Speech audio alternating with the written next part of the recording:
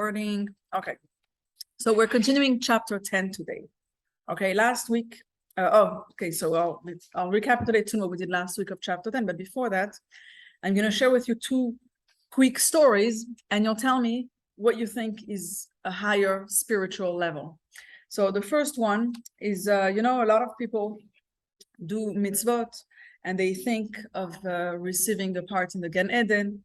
And the Alter Rebbe, the one that wrote the Tanya, he was often speaking to Hashem and saying to Hashem like this: me, I don't want anything.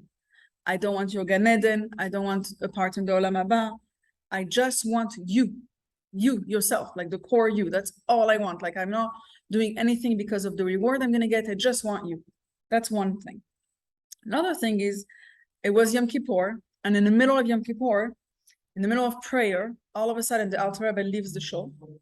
And later they figured out, where did he go? He went to, in the city, there was a lady that just gave birth. She wasn't feeling well. She couldn't move out of her bed. And she was like in a really bad situation.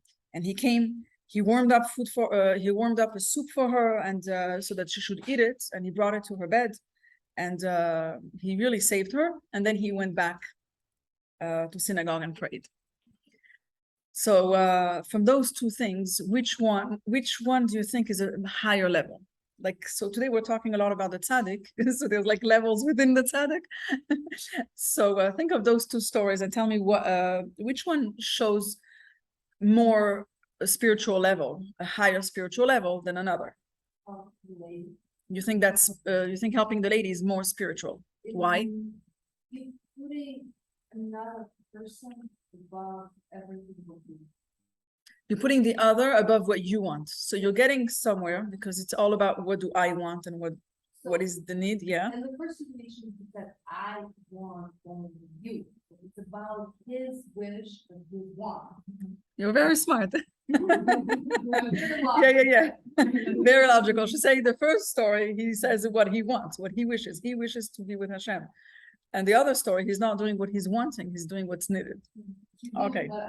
So you think he's doing what Hashem wants him to do. So that's kind of, you hit the nail. You can leave. You don't need to stay for the class.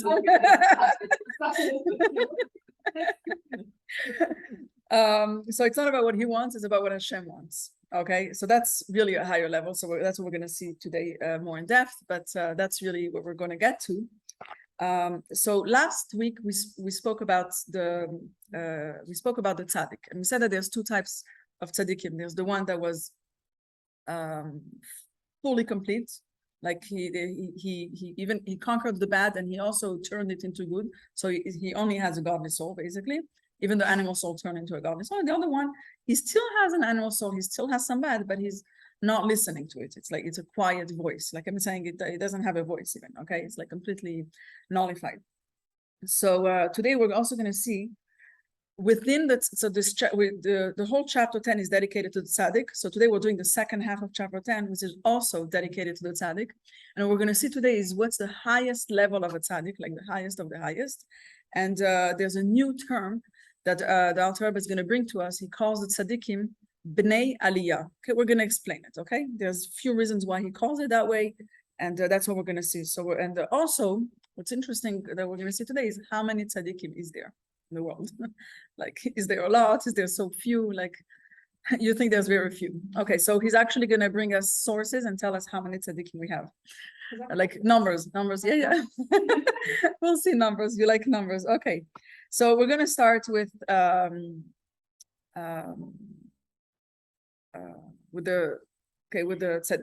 tzaddikim and the amount that they have. So we finished off last week by talking about tzaddik veralo, the one that has some bad left in him. Okay. But the bad is nullified to the good. Okay. There is bad, but the good is much more powerful than the bad. Okay. The bad is completely suppressed. Okay. So how much is suppressed of the bad? Like how much the bad is present and how much the bad is not present, how much the bad has a voice or not have a voice? There's really a lot of levels in that. Okay. Just like in halacha, there's a lot of situations where you can have something that's not allowed mixed into something that's allowed. I'll give you some examples. And because the amount that's not good is so little, it's nullified compared to the big amount. So the big amount becomes okay. So for example, so in halacha there's different amounts that make it nullified. First, there's some cases where it says that if it's majority good, then the bad is nullified. It's okay as long as it's more than half. But now, so that's one example. And then, but there is bad, but the bad is not significant, so it's okay. You can still eat. A lot of times it's with food. You can still eat that. I'm not giving you an example with food yet because that's more in the next one. It's when it's 1/60th. Okay, so if it's majority, you can still take the mix of good and bad is still edible. It becomes okay, even though there's still some bad inside because it's a minority. Now you have cases where it's the bad or the thing that's not allowed is 1/60th. Okay, so there's 60 times more of the good than the bad. So for example, you have a big pot of kosher borscht, okay, with a lot of meat, and there's a drop of non-kosher meat that went inside. It's less than 1/60th. It's so little that you can't even feel the taste. So you're allowed to eat from the soup. You're allowed to eat it. It doesn't mean that there's no bad inside, remember? Like the bad is still there, but it's nullified. It doesn't turn the whole soup into a non-kosher soup because there was a little bit. The little bit is so little that it's nullified in the big mix, okay? You can also have what's also nullified in 10 is if you have a nullified in 60 is if you have a big pot, let's say, of milk and there's one drop of meat that falls inside. So the fact that there's a mixture of meat and milk is so little that it doesn't turn the whole pot into non-kosher. Okay, so it depends how much there is. It depends on things. Okay, we always call a Rav to double check, but there's the concept of bitul b'shishim. It means that it's nullified in 60. There's also in halacha a concept of bitul b'mea, that it's nullified, it's suppressed in 100. Okay, so that happens in the stories of Truma. It's when we give special the first fruits or certain fruits we need to give to the Kohen in the temple. So if those fruits got mixed with non-Truma food, like it wasn't the first batch that was picked. So if it was mixed, it's a big problem. But if it's just 1/100 that was not good, that was not the holy stuff, then the mix is still considered okay to go to the Kohen. And then there's another level where it needs to be nullified in 200. That's with the case of Orla. Orla is we don't eat fruits for the first 3 years in Israel. The first 3 years that a tree is planted, we don't eat from those fruits. So if one of those fruits fell off, like you collected a bunch of apples from all the trees, but across there was one tree that was still young and one apple fell into all your apples, if it's 1 in 200, it doesn't make the whole mix into non-kosher. Okay, so now, so there's different levels of how much it's nullified and how much it needs to be nullified for the person to be for the mix to be considered kosher. And it goes the same way with how much the bad is nullified and suppressed by tzaddikim. Okay, you can have many levels. Okay, it can be that the bad is just a minority. It can be that the bad is 1/60th. It can be that the bad is 1/100, or the bad is 1/2000, and it can be all the numbers, like on the spectrum. Like there's a million levels of how much that bad is suppressed by the tzaddik. Okay, there's a lot, and that gives us a lot of levels of tzaddikim, right? Within tzaddikim, how much the bad is suppressed. There's a lot of levels. Okay, that's clear. 1 second. Okay.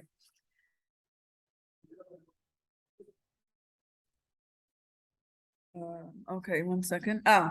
Some tzaddikim can feel the bad, like you can smell the taste, like you can feel it. And some tzaddikim don't feel it at all. Like it's so little, the bad is so little that they don't feel it. Okay, so that's what it looks like in a tzaddik. Okay, and just like there's so many possibilities in the bad nullified by the good, there's a ton of levels in tzaddikim. Okay, now the Talmud is going to tell us how many tzaddikim there is that make the world. So they say the Talmud says that every generation has 36 tzaddikim. Okay, There's 36 tzaddikim that keep the world on its legs, like that keep the world standing. And they say also, the Talmud says that there's 18,000 tzaddikim in all the generations together, like from, from the beginning of times and the end of times, there's 18,000 tzaddikim. Does that sound like a lot or a little? It's not a lot. It's not a lot. Okay, but now when we so it could sound like a lot also, but when we think that a tzaddik means that a godly soul won over the animal soul, and the bad is nullified. Okay, it's a person that managed to nullify the whole animal soul. That's pretty powerful to have 36 in every generation. But all these tzaddikim, they all have something in common. By all of them, all these 36 tzaddikim in every generation and 80,000 in the whole world, what's in common is that they did nullify the bads, but none of them changed the bad into good. Okay, so they're all tzaddik she'eino gamur. They're all tzaddik veralo. They're all like the second class tzaddik. Okay, so when we say like that's how many tzaddikim we don't have so many that manage to turn the good into bad, even to conquer the bad. No, not to conquer, to suppress the bad, to nullify the bad, to be more powerful than the bad. Even that, there's not so many. It's 36 per generation. Now we need to understand that just like with the food, we said that if they're picture your soup, okay, if there's something bad, okay, the whole mix is allowed, but there is still something not allowed inside. Like that thing is still there. It didn't disappear. Okay, it's there, but it's nullified and the whole mix becomes allowed. Okay, it didn't turn the whole mix into a problem. So if the tzaddik has a little bit of bad inside, he's not a rasha, he's still a tzaddik. There's just a little bit of bad inside. The bad is there. We can't say it doesn't exist. Okay, and it's the same thing with this tzaddik veralo, with this tzaddik she'eino gamur, tzaddik veralo. He is completely dwelling in the light, in holiness. Okay, he's full of good, and he's suppressing the bad with his good. Okay, and what he does is that the more good and the more holiness he has, the less the bad has a voice, the less the bad is felt, the more the bad is canceled. Okay. So, and also remembering the tzaddik, the way he looks at the world, okay, he wasn't throwing up, but he was still disgusted, and he looks at the whole world as something negative. Okay, he knows that the world is problematic, the world is bad. It's not like he doesn't look at it as something great, but okay, we'll see more about that later. But he tries to run away from the world. He knows that that's not where he should go, and he should cleave to Hashem. Okay, and he can't turn the bad of the world into good. Like he's not transforming the bad into good. Okay, this one, he's staying there. All these tzaddikim, we're talking about the tzaddik veralo, they're suppressing the bad. That's where we are. Okay. So I want to show you all this in the Tanya, and we're going to see that he's going to give us he's going to tell us that there's different levels of how much the bad is nullified, just like with the with halacha, when it's batel b'shishim, batel b'mea, etc. Okay, and he's going to tell us how many tzaddikim we have in every generation. So let me tell you where to open in your book here, and then we'll open. Thank you. Yeah, but I need to tell you where to start off from last week.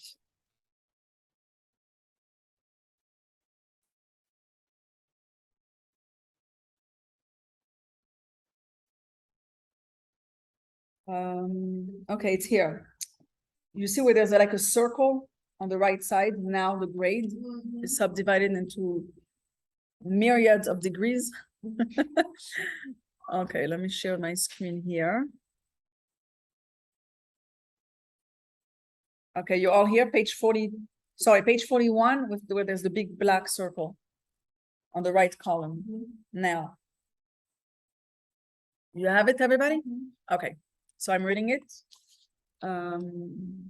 It's a short part that we're going to read now. Now, this level, the one of the incomplete tzaddik who knows evil, okay, it's the one that was tzaddik she'eino gamur, is subdivided into myriads of levels, consisting of varying degrees in the quality of the minute remaining evil deriving from any one of the four evil elements of which the animal soul is composed. Okay, so they all have something left, and there's a lot of degrees to it. Okay, The subdivision also takes into account the degree to which the remaining evil is nullified in the good because of its minuteness, whether in 60 times as much good, for example, or in 1,000 or 10,000, and so on.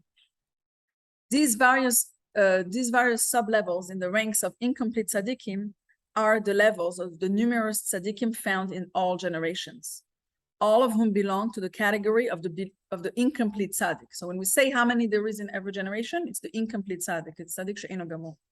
As we find in the Gemara, 18,000 tzaddikim stand before the Holy One, blessed be He.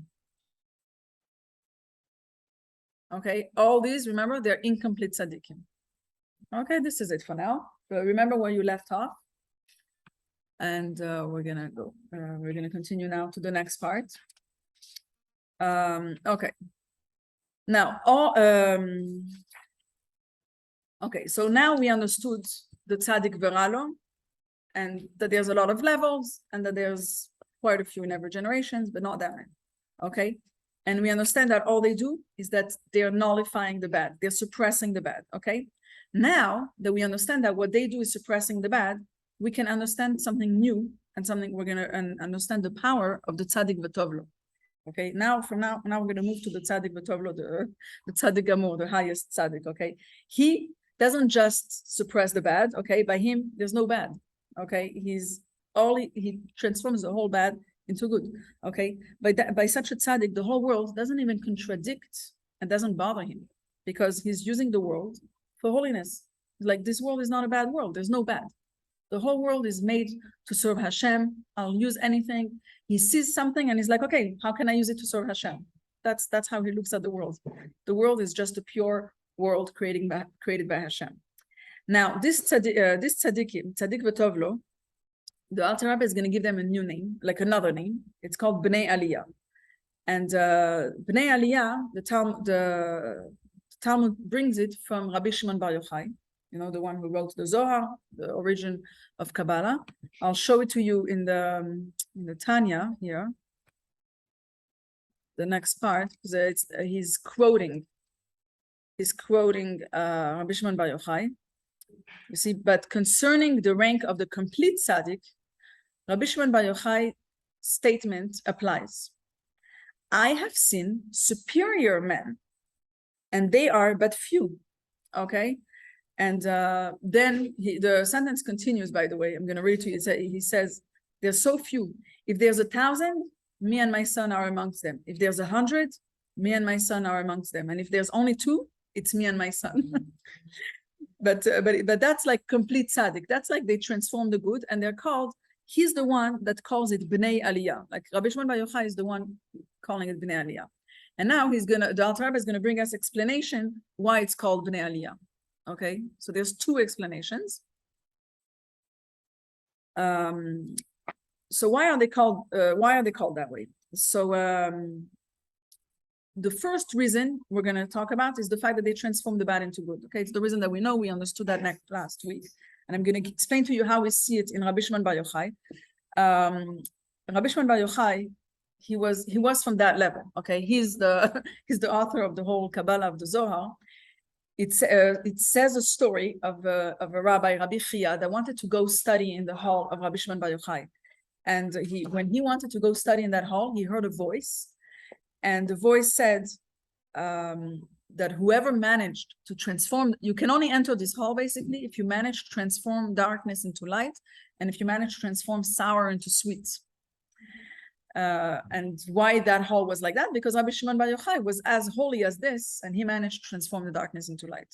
So somehow, I don't know, that hall was extremely holy, like only for people that managed to reach that level. But I guess that's why he was alone in his cave with his son.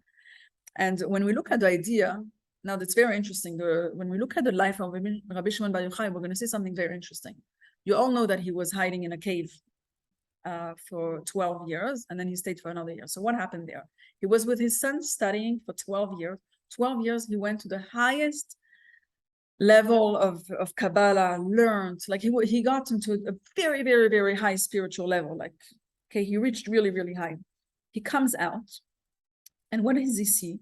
he sees people, he comes out after 12 years and he sees people working on the ground, like they're planting seeds, sowing the ground and collecting fruits and vegetables, whatever. Like he sees people sowing and he's like, he was disgusted by it. Like people are using the world and enjoying the world. Like what is going on here? And he actually burnt some of the crops that he saw. And from heaven came a voice that said, Rabbi Shimon Bar Yochai, please go back to the cave. And we'll explain it soon what happened over there. So he goes back to the cave for another year. And what happened when he comes out? He meets, so he comes after a year, so that's after 13 years. Something happened in that year. He comes out and he sees walking outside a Jew with two leaves, like two flowers, whatever, two branches.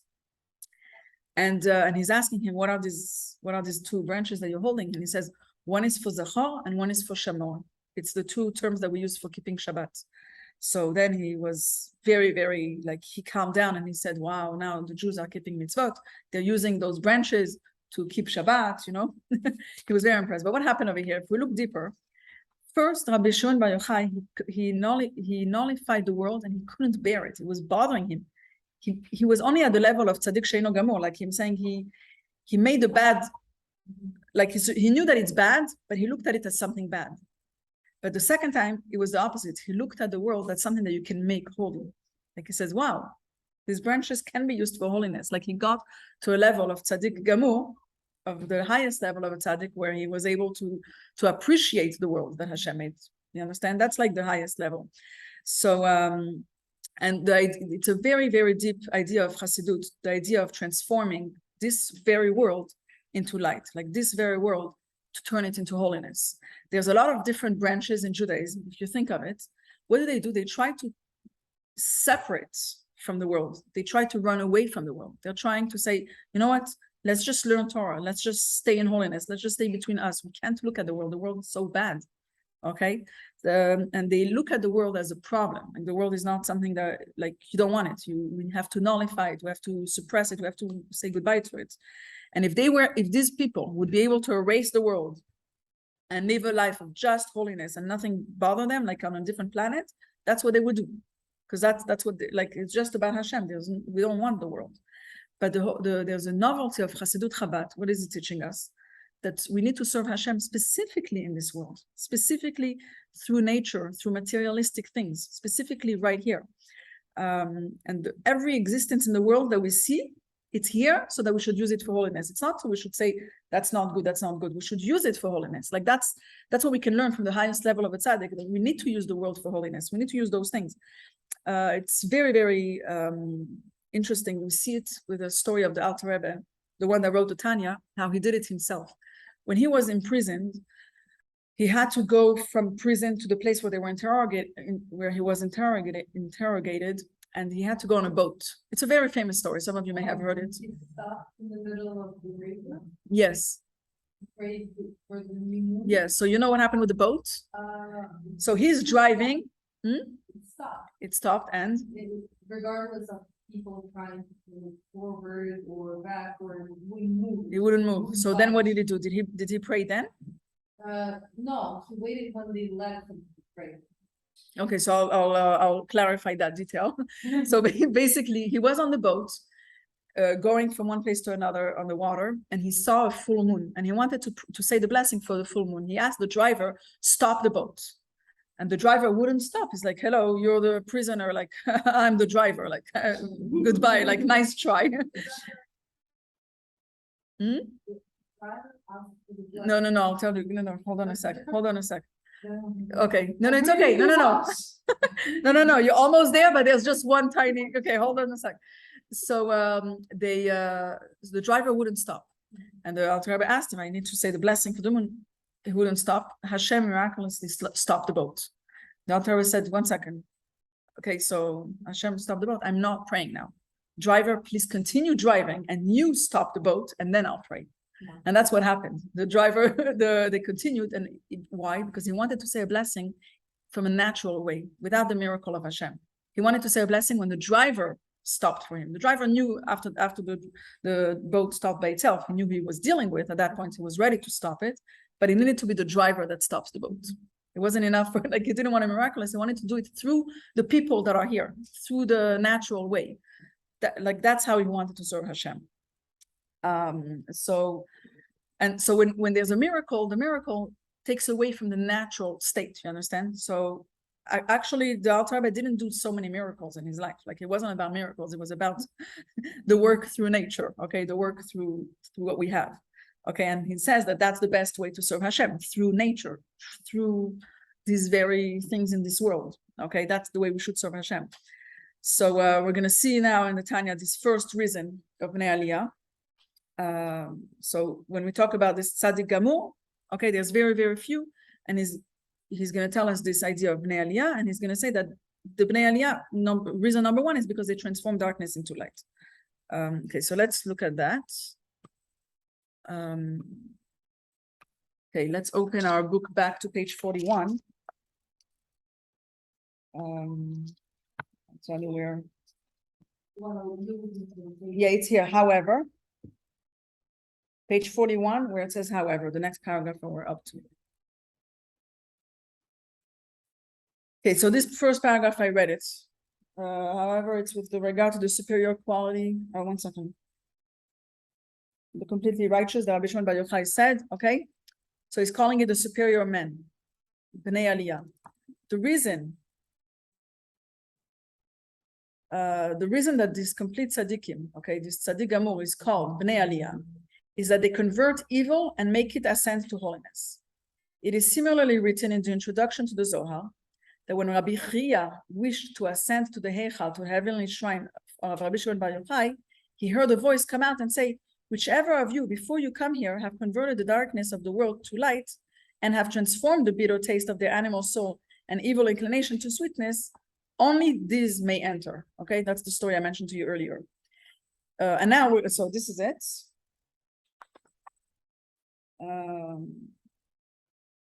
Yeah, this is it. And now there's going to be another reason why they're called Bnei Aliyah, and that's when we're going to go to the juicy part of the class. Second. Okay. So Bnei Aliyah, number one, let me show you my diagram a sec. I brought you back my chart of last week here. So this tzaddik v'tov lo tzaddik gamur, now we have a new name for it called Bnei Aliyah. Number one, because it transforms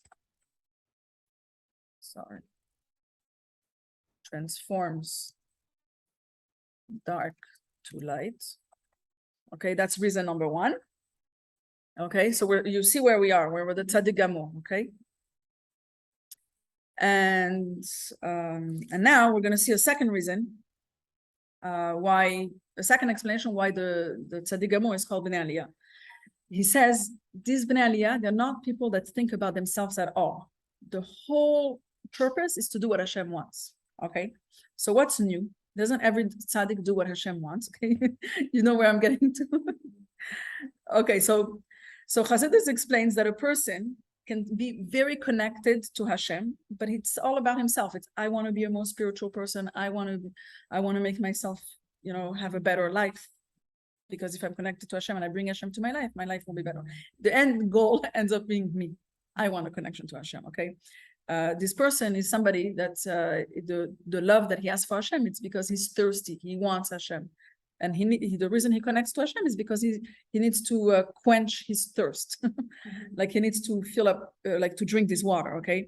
So he constantly wants to quench his thirst. So he's constantly trying to connect to Hashem. But the point is that it's his personal will. It's what he wants, okay? He's not doing what Hashem wants. He's doing what he wants. He wants to connect to Hashem, okay? So in other words, the godly soul has a very holy interest to connect to Hashem, but it's not like, at the same time, it's not a negative interest, but it's a holy one. Like, it's not like he's saying, it's not something bad that I want to connect to Hashem. It's something positive, but it's still about myself, okay? Now comes the higher level. The higher level is when the person doesn't look for his personal connection. It's not about what I want. It's not about how I'm going to feel. It's not about me having connection with Hashem. I don't care about my connection with Hashem. Like it's just because it's just that I want to do what Hashem wants. Like this only what Hashem wants, only. Okay. Everything that interests him is only that what Hashem wants to be done. Nothing else. Nothing else. Okay. He's going to give up his personal will to connect to Hashem. So there's a concept that I want to explain to you. It's called dveikut. Dveikut is when a person is cleaving to Hashem. He's spending time to actually contemplate and pray to Hashem. There's people that pray in length with a lot of kavanah, like they pray for a very long time because they're doing this work of cleaving and clinging to Hashem, like with a lot of passion. It's called dveikut. It's a concept of like having like another word for it is like divine intimacy. Like they're intimate with Hashem, like, and they're enjoying that moment. Okay, like it's an enjoyable moment, but so some people are like that. But no, we're not talking like when we're talking about the higher level. It's not about his wanting to connect to Hashem. It's not about this willingness to have divine intimacy. There's no that. It's only what Hashem wants. It's not about him spending time intimate with Hashem, because when you're intimate, it's fun for you. It's not about being intimate with Hashem. It's about Hashem wants this to be done. I'll do what Hashem wants. Even if I right now would love to pray, I right now would love to study Torah. I will enjoy study Torah, even if it's something holy. We're talking about holy stuff because we're comparing tzaddikim and tzaddikim. But even if it's something very holy, it's still about, there's a nuance if it's for myself or doing what Hashem wants. Is that clear? So there's something that we can learn for us about this. That's why we're going into that nuance. Like, what am I doing? Am I doing what Hashem wants, or am I doing what I want? Okay, there's a difference over there.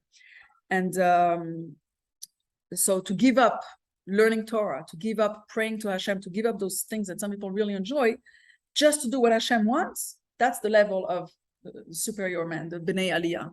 Okay, that's the level of a Tzaddik Gamor. He's doing only what Hashem wants. So sometimes, we'll go back to our stories in the beginning of the class. The Alter Rebbe gave up praying to God on Yom Kippur. Like you can imagine, the biggest tzaddik wants to be in a shul the whole day and pray and pray and pray. The 24 hours of Yom Kippur, they'll read Tehillim a whole night. Like they're not going to go to sleep. They're just going to pray. He gave up his wanting to pray in order to go save a lady. That's what Hashem wanted. Hashem wanted this lady to be saved and to be taken care of, and he knew about it, so he did that. That's not what he would have wanted. He would have wanted to pray. He enjoys praying. He enjoys connecting to Hashem. While you're like, okay, it's that's where the nuance is. So you see that the level of, say, like the first one, he said, I want you, I want only you, I want only you, I want only you. But when you do what Hashem wants, sometimes it means giving up learning Torah, giving up something that you want for yourself in order to do what Hashem wants. And we'll see soon how that translates to us. Okay, so we're going to see this second explanation of Bnei Aliyah in the Tanya. Okay, that all the mitzvot that this person does and everything he does it only because Hashem wants. Okay, and he actually also brings the example of Moshe Rabbeinu. Moshe Rabbeinu liked his parents more than himself, so he would respect his parents not for his own benefit, but just to do what his parents wants. Okay, like he would give up his life. He would do Mesirut Nefesh just to do what somebody else wants. Like that's when it's not about me. It's really about the other. Okay, so here is this. Back to page 40. Now we might be at 43 already. 1 second. Yeah. You see the triangle, a further explanation? Okay. Right. Okay, another reason for their designation of Bnei Aliyah, even their divine service in the area of doing good, in their fulfillment of Torah and mitzvot, is for the sake of above. And their service is directed towards a most high level, towards the loftiest heights. Their divine service is not intended merely to attach themselves to God by serving him through Torah and mitzvot, so as to quench the thirst of their soul, which thirsts for God. That's not what it is. As it is written, "Ho," exclaims the prophet, "all who are thirsty for godliness should go to the waters of Torah. Let them engage in Torah, which is likened to the water." As it explains elsewhere, that the thirsty ones of this verse refer to those who thirst for godliness. Okay, I'm continuing now. Rather, their service of God is, as the Tikkunei Zohar explains, that which our sages have said, who is pious one? Who is a pious one? Who is a chassid? He who is benevolent, mitchased towards the Creator, Kono, who does kindness to Hashem. The Tikkunei Zohar comments that Kono, usually translated as his Creator, is here to be interpreted as his nest, derived from the root ken, nest, and thus the chassid is he who is benevolent with his nest. His source, the benevolence toward God consists of. So what does he do? Uniting the Holy One, blessed be he, with his Shekhinah, the divine presence, so that the light of the union will reach to and be felt even in the lowest worlds. As is also explained in Rayam Emna on Parshat Tetzeh, in the manner of a son who exerts himself for his father and mother, whom he loves more than himself, more than his own soul, nefesh, ruach, and neshama, and who sacrifices his life for their sake to redeem them, should they be held in captivity, and as is also explained elsewhere. Okay, so this is this is the example I told you about Moshe Rabbeinu. It doesn't say here that it's Moshe Rabbeinu, but the idea of giving yourself up for someone else more than for yourself. Okay, like you give up yourself for your parents. Okay, you'll do anything for your parents. Sometimes you'll also do anything for a child. You know, like it's like really giving up yourself, giving up your own wills for Hashem's will. That's the tzaddik gamur. That's the highest level. So let's put it in our chart, and then I'll finish off the last part. So you see Bnei Aliyah, we have two reasons. Okay, this one is called Bnei Aliyah. Number one, because he transforms dark to light. Number two, he's okay, it's only about Hashem's will. Okay, hopefully that's clear. Okay, there's no, the me doesn't exist over there. So those two reasons, you see them? Number one, he transformed the dark to light. And number two, it's only about Hashem's will. And now the Alter Rebbe is going to finish off this chapter about the tzaddik by saying that these two explanations are connected to each other. They're causing each other. Okay, and I'll explain that in a second. Yeah. So dark. There's only Hashem, there's no Yitzhak, there's no evil, there is no. So it causes another, but I'll tell you how. There's a new concept that we're learning here. So the connection that we have here is that when somebody transforms the dark into light, it's work that's done by the person below. Okay, it's done from below. It's holiness from down here that the person does. Once the person does the work from below, from under here, then it causes Hashem to bring holiness from above by helping the person see only Hashem and not have any will to serve himself. Okay, so it's basically he brings up holiness from the world below, and that causes Hashem's abundance from above. Okay, that's the way it works, and I'll explain. We'll see it soon with even more. And Hashem wants to come down in this world. That's the purpose, right? The purpose is that Hashem wants to be here in this physical world. How does that happen? When we show that we are trying to nullify the world and the bad in the world, Hashem comes and brings light and says, second. Okay, yes, that we only want to do what Hashem wants. Like it becomes such a connection that the person only wants to do what Hashem wants. Now the Kabbalah goes further, and it says that when a person is going from below to higher, he calls it Mein Nokvin, which Nokvin comes from the word Nekeva, which is feminine. Feminine is a receiver. There's a concept of feminine being receiver, and the male is a giver. Okay. So when we do our work from below of Mein Nokvin, then we are the receiver, and we cause the holiness to come, and Hashem wants to pour His holiness on the person. And that's like the masculine, the giver, the mashpia. Like there's a concept of giver and receiver, mashpia mekabel, masculine, feminine. So it's brought down here. That's the connection between these two explanation of the Bnei Aliyah. Okay, so the person is doing his part, becoming a receiver. Hashem is coming and bringing holiness to come down from above. And when Hashem brings holiness from down from above, it's much easier for the person to do only what Hashem wants and not see himself.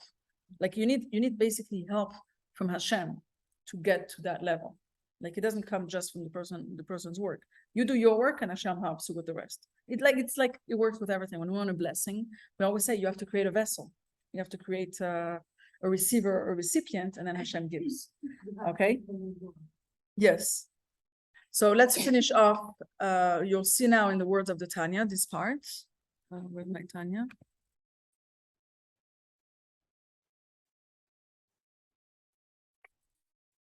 Okay. So it's right, it's the end of this chapter. Both interpretations.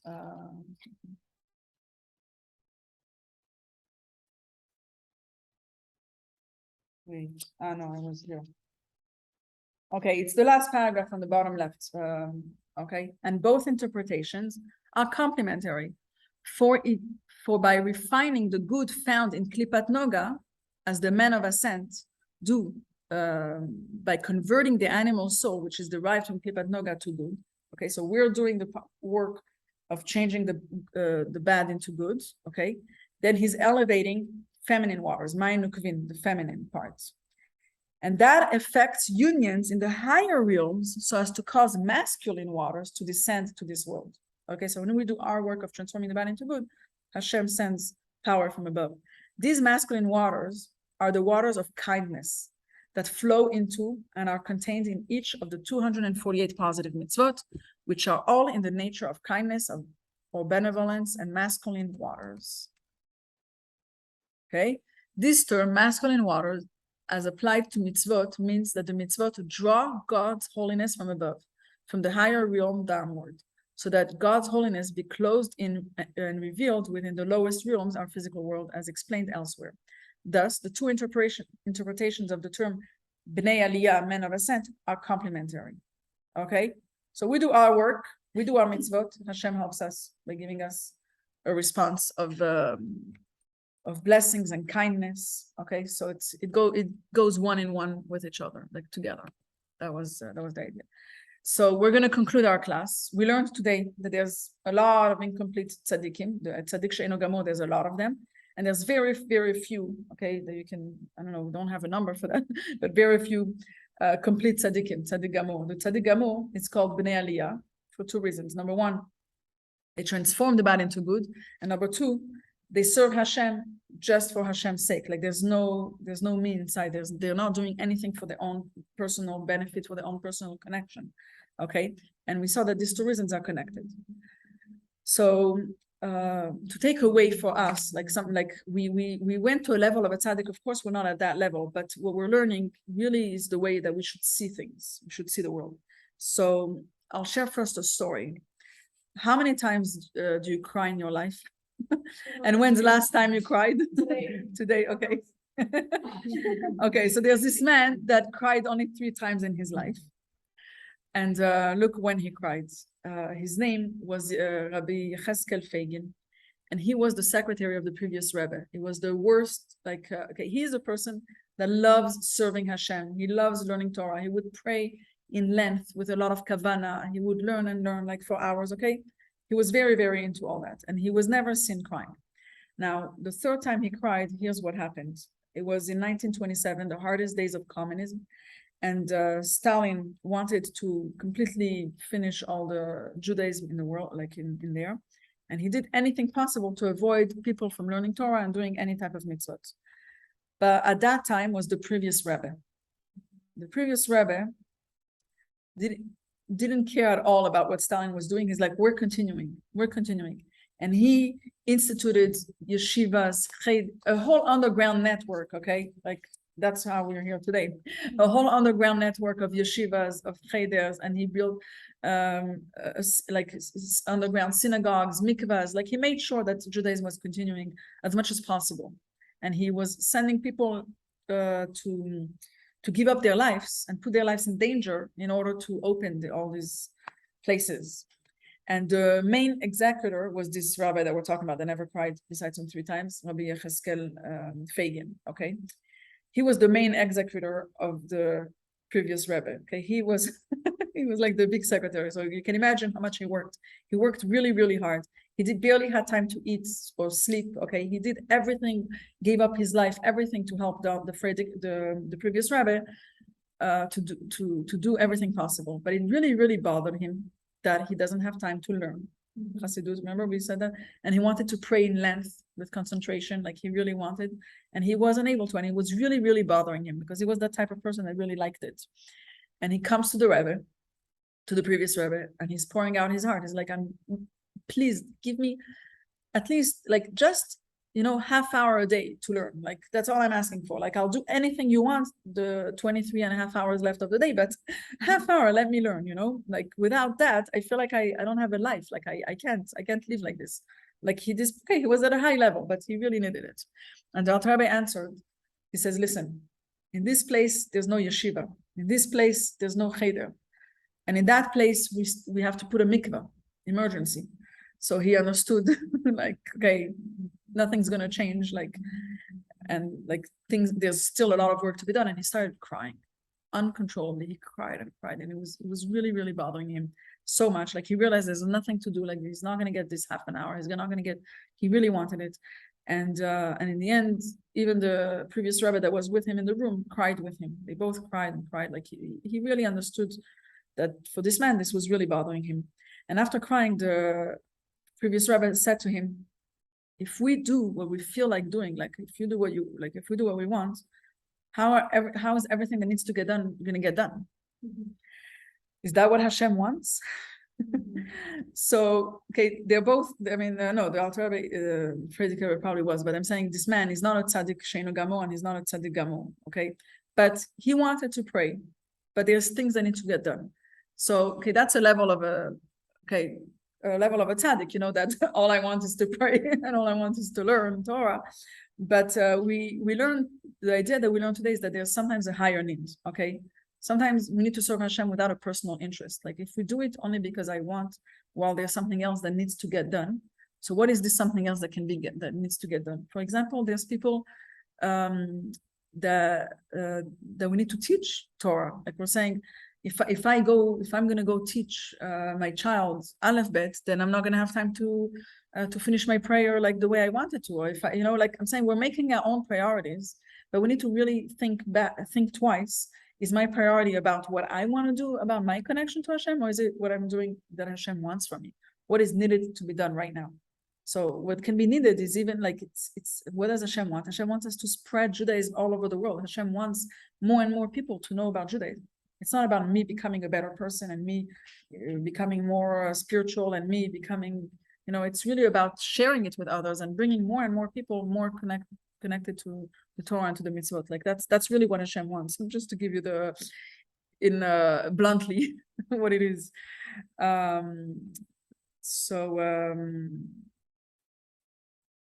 Okay, so I'm saying whenever you have a choice in front of you what to do, think what is the higher goal? Like what does Hashem want from me right now? As opposed to what do I want to do? How do I want to connect to Hashem? Or what does Hashem want from me? So what Hashem want from me is always going to take us to a higher level, like to a better place. Because it's not about me, it's about Hashem. Okay? So we finished learning today about the tzaddik. And next time we're going to go all into learning about the Rasha. Okay? And then the next chapter after that is going to be about the Beinoni, the one in the middle. And within Rasha, we have two types. We have the Rasha V'Tovlo and Rasha V'Ralo. The Rasha that has bad in him and the Rasha that has good in him. And Beinoni will learn. He's divided, but both are really working really, really hard. But he's not sinning. The Beinoni doesn't sin. That's because okay, we'll see where we on the ladder and what we're striving to be. Our goal is to be this book is called Sefer Shel Beinonim, and our goal is to be a Beinoni. But technically speaking, we are a Rasha V'Tovlo. So we'll learn about the next week. But I don't want to discourage us and say we're a Rasha V'Tovlo, but we're called Beinonim and we're reaching to be at the level of a Beinoni. So we still have what to learn here. Yeah, it's all recorded. The next one was... Yeah, let me stop.